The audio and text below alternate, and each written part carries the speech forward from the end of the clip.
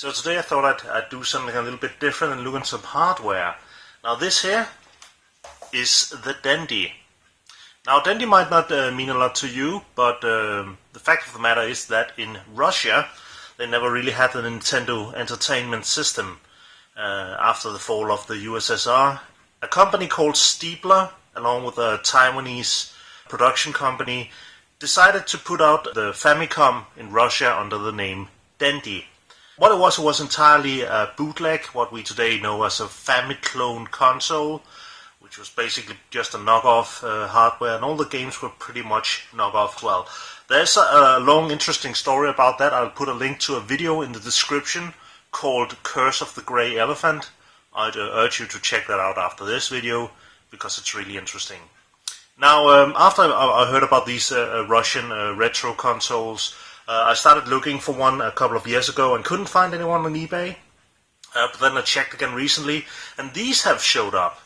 Now, as you can see, it's pretty new, since the artwork here is from the Smurfs 2 movie, which is from 2013. And what I have gathered is that it seems that is a sort of nostalgia retro thing going on in Russia, just like there is here in the West, where, you know, people are getting into old Nintendo games and retro games and all that sort of stuff. But why don't we just dig into it and see what's inside? Let's see what's on the box actually first. 150 games, I assume. And on the side here it says Dendy, 8-bit digital arcade system. That's sort of a lie already there. But there are more lies to be had in this. On the back of the case here we see there is some more stuff in Russian, but it also writes, there's also some text here that says that our games included, such as Aladdin, Arkanoid, Battle City, Lode Runner, Mario Bros, Spider-Man, Contra, Tank 1990, and a bunch of other games. We'll just see how much of that is correct. Some more delicious Smurf artwork here on the back. Let's see what's inside. So inside, first thing first, there's some art, some descriptions here. Now what you might notice is that this console is completely different from the actual console on the front of the box. This is actually the design of the original Dendy, which were designed to look as much as possible like the original Japanese Famicom.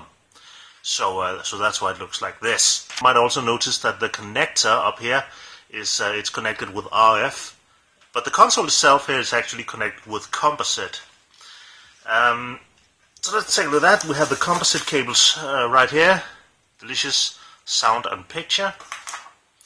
And there's a warranty thing. I wouldn't really... or is it a warranty thing? I don't know. Something in Russian. We've got the power brick inside here, which is a European power brick. I'm probably not going to keep this one plugged in when I'm not using the console, because I'm worried this might actually catch fire. That's 2 controllers included. Now you might notice that these look nothing like NES controllers, and the unit doesn't either. Let's look at the actual unit here. See, the reason for that is that this shell used for it is actually a knockoff of some other company's. There was another company who put out a Mega Drive clone console. So this is a clone of a Mega Drive clone of a Sega Mega Drive clone console that uses. There's a Famicom console instead. It's pretty basic stuff in the back here. There's a small print here, there's a small switch. What does it say? JJO or PPN? I have no idea what that is. Probably doesn't make it catch fire. There's a sticker here in the button, tells you to use the AC adapter only. And of course 2 plugs in the front. As I said, this is a Mega Drive knockoff, also in the connectors and the controllers, which means you can't use actually NES hardware on it. But you can use these super cheap feeling plastic controllers. Let's even have a shoulder mode button here. You can use these, or you can connect actual Sega hardware to it. But yeah, that's that's the console. It looks like this. But I don't know, let's hook it up and see if it works. I'm only sort of half expecting it to work, but let's find out. So now we got our system hooked up, and a feature I noticed while unpacking it is that it actually manages to smell like burnt plastic even though I haven't turned anything on yet. So that's pretty incredible. We got it hooked up, we've got a controller here, and we've got our TV here, so let's see if it actually explodes or works. Maybe I gotta be on the right channel. There we go. Yep, it looks like it actually works. Super 150-in-1 games. Controller works as well. So let's just see if one of them works. Not for Red October. How fitting. Console seems to work fine, but let's try with an actual cartridge. You got a Japanese cartridge here. Splatterhouse Wanpaku Graffiti. So let's try and plug that in and see if that works. Yep, that seems to work as well. Of course, this is a 60-pin cartridge slot, which means it doesn't work with American NES games or European NES games for that matter, which are 72-pin.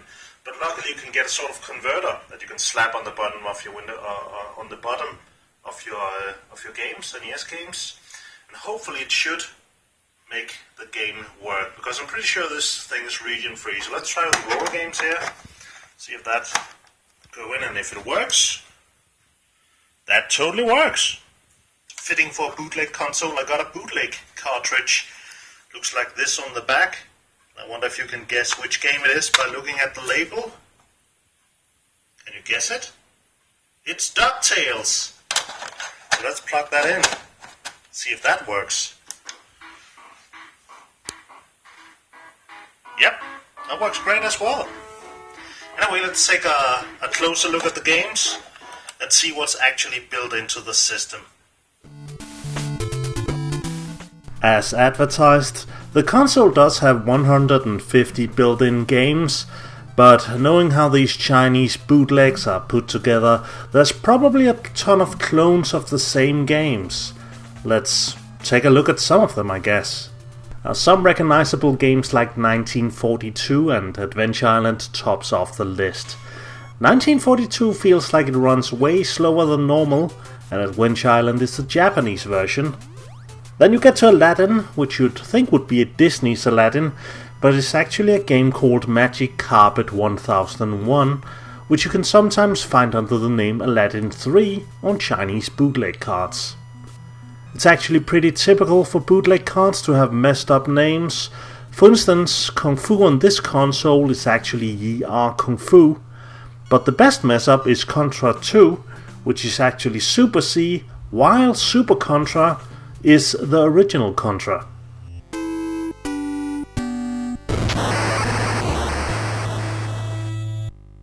Now here's a game called Anon Gunman, which I've never heard of before. I wonder what kind of game it is.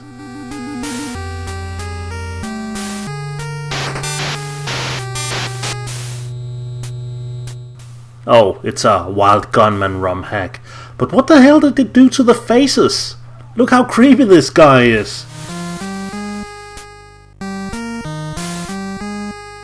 So already we've uncovered the deep dark secret of these 150 games, which is that a substantial amount of them are ROM hacks of Wild Gunman, Hogan's Sally and Duck Hunt. A lot of Famiclone consoles come with some sort of light gun, but this one didn't, which just helps to make it extra pointless. What they did to mix up these ROM hacks are still absolutely fascinating. There are games like Beastarian, where they replaced innocent targets with animals, and the real targets, which is what I assume is supposed to be hunters. Then there's the Bar Bomb, where you have to hit the bombs and the dynamite. Dinosaur Bale, which you have to hit evil dinosaurs wielding machine guns. Evil dinosaurs wielding machine guns. Then there's Armpit Gunnery, where it's animals wielding machine guns, I think. In Shoot UFO you're doing just that, something which you also do in Space 2050. I don't even have to start up Shooter_1 and Shooter_2 to guess what they are about, but my favorite variation of all these are probably anti-terror action. I'll let the footage speak for itself.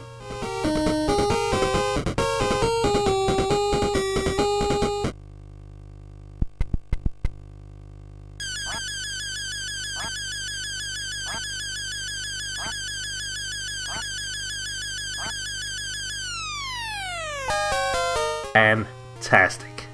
Now, some of these games have had the graphics from their title screen removed in order to save space. You can see this in games like LIEK, Adventures of Dino Ricky, and even in Super Mario Bros. Some games don't even have a title screen at all. Starting up Batman will just get you straight into level 1 of the game, which is actually rather refreshing from modern games, which has a billion different logos that you have to watch before you get to play. There are some rather strange omissions with no Kirby games, no Punch-Out and only Mega Man 5, and no Chip and Dale, despite that game being rather popular on bootleg cards. It feels like someone just grabbed a bunch of completely random ROMs and stuffed them on this thing, which is actually kind of cool, because between all the crappy stuff there's actually some really awesome classics to be found. These are games like Gunmen, Darkwing Duck, Shatterhand, Mighty Final Fight, Vice Project Doom, as well as Ninja Turtles 2 and 3, which I personally prefer over the first Ninja Turtles game on the NES. Oh, here's a game called Surprise. I wonder if it's something good.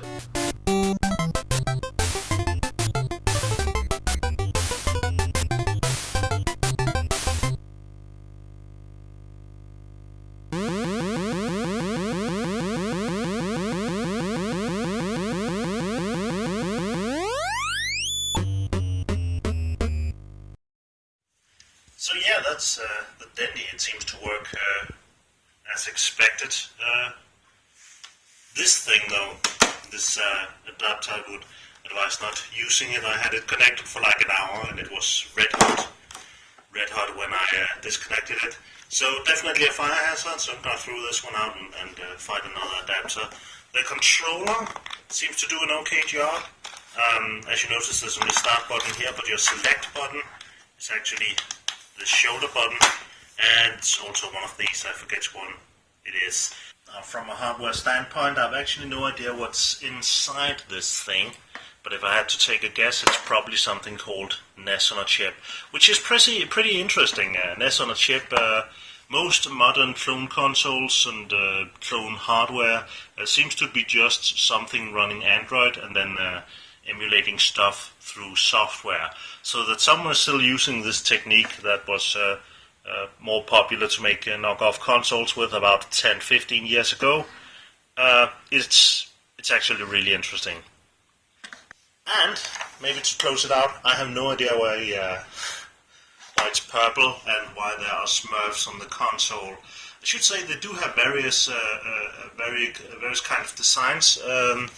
This company who makes these. At least I found different kinds on eBay.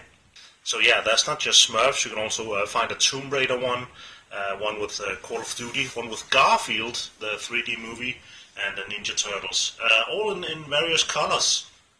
So yeah, as I mentioned earlier, do check out the documentary Curse of the Grey Elephant.